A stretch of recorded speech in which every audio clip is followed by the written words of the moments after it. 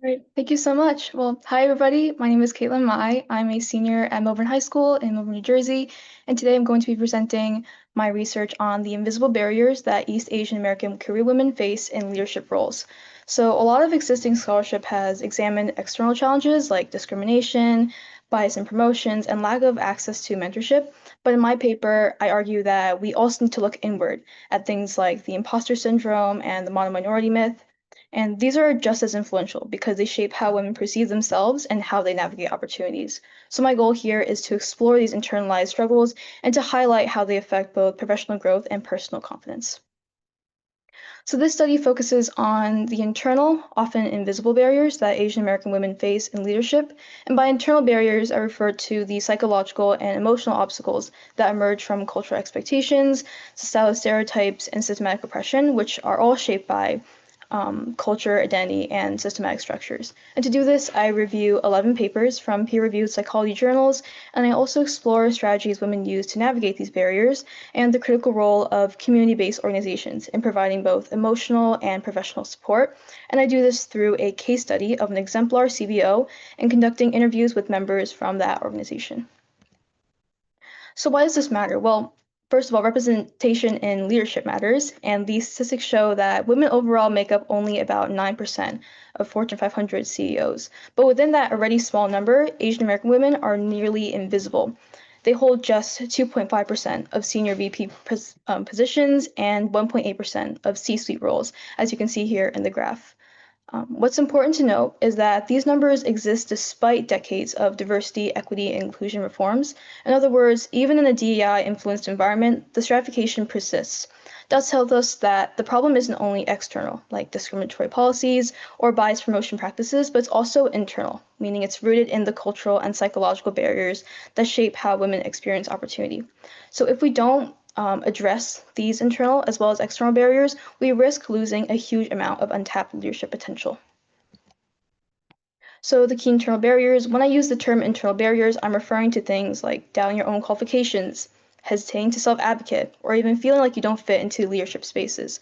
These are often dismissed as personal shortcomings, like being shy or insecure, but in reality, they're the internalized effects of larger forces.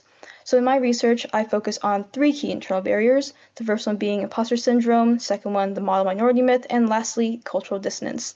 Each of these operate differently, but together they create a cumulative effect that makes it harder for Asian American women to step fully into leadership roles. So, imposter syndrome for Asian American women is exacerbated by cultural expectations of humility and the reality of underrepresentation. One study found that imposter syndrome among Asian Americans often stems from this deep cultural pressure to succeed, which makes failure feel like a dishonor sometimes rather than just a setback. That makes it uniquely difficult to overcome, and it can lead to even hesitating to apply for promotions or even just speaking up in meetings, even when they're just qualified as their peers. So the model minority myth casts Asian Americans as hardworking, diligent, and successful, but it comes with strings attached. While it looks flattering, because of the stereotype, Asian American women are often seen as reliable workers, but not necessarily as visionary leaders. Their contributions get taken for granted, and their potential for leadership often gets overlooked. But what's even more damaging is that when women do step outside the stereotype, by speaking up, by being assertive, or even challenging authority, they're statistically penalized for breaking expectations. On top of that, many women internalize the pressure of the stereotype, pushing themselves to overachieve and hold impossibly high standards, which only fuel stress and burnout.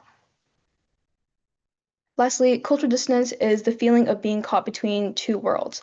On one hand, many Asian cultures emphasize humility, respect for authority, and even collective harmony. But on the other, corporate America tends to reward self-promotion, assertiveness, and individualism. This clash can leave Asian American women questioning how to show up authentically at work. Like if they lead into humility, they risk being overlooked. However, if they adopt a more outspoken style, they risk being judged as aggressive or inauthentic even. Some women describe constantly second-guessing themselves, wondering if they're being too Asian or too American, and this tension can be extremely draining. But it's also worth noting that some women have found ways to navigate it, like what one leader I interviewed calls strategic assimilation, which she described as figuring out what the politics and what the rules are and what the cultural norms are, but in a way that doesn't completely divest you from who you are. So key findings from this literature review, the literature makes it clear that these internal barriers exist and they play a huge role in career trajectories, but it also leaves some important gaps.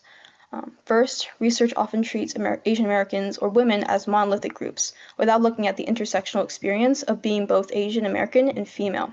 Second, while there's been some discussion of imposter syndrome and stereotypes, very little research frames these barriers as downstream effects of systematic inequalities. And finally, even fewer studies focus on solutions, especially community-based approaches that provide emotional and cultural support. That's why my research shifts towards not just identifying barriers, but also examining how women are finding ways to push back against them through collective support. So to explore these possible solutions, I conducted a case study on the Authentic Asian, which is a networking and support group for Asian American women founded by serial entrepreneur Misa Chan. Unlike traditional professional networks, which often feel competitive or even impersonal, the Authentic Asian emphasizes community and cultural alignment.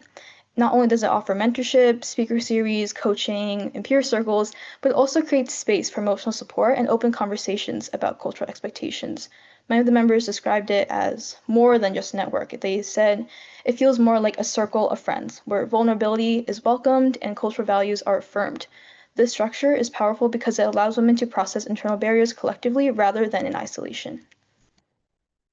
So through the Authentic Asian, members reported a real shift in how they see themselves.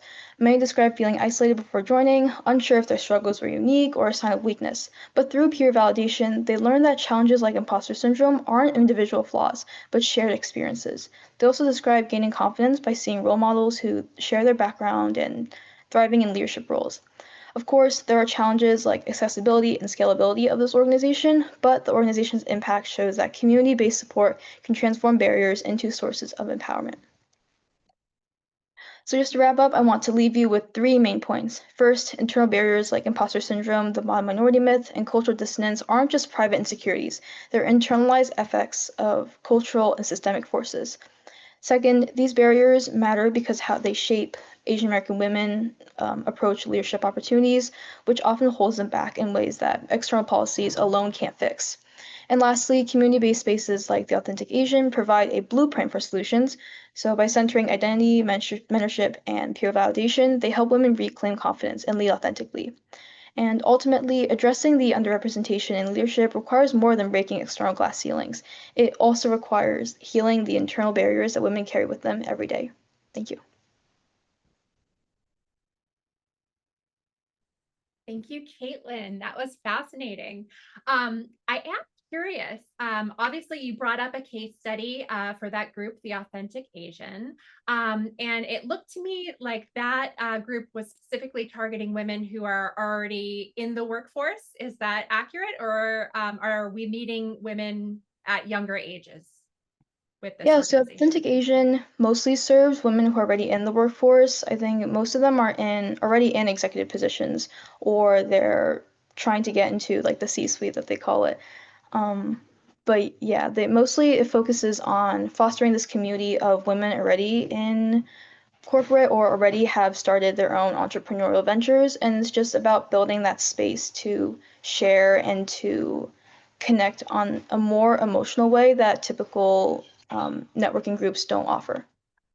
I'm curious, looking at this case study and the other organizations you probably came across, um, what might how might we apply the great things that this organization is doing to meet Asian women at younger ages and either activate women in college or high school, and how can people do this maybe in smaller ways, like in their social circles or in their communities?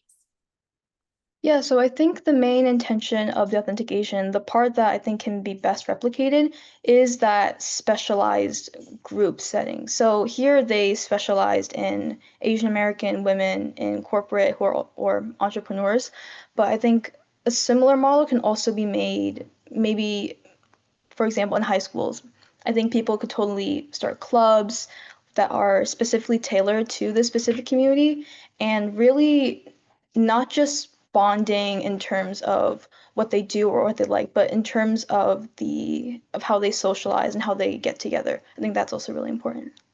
Sounds like something that could be a next step for you, taking these learnings and yes, sharing them with your community. Super inspiring. Great work. Thank you so much for sharing this with us.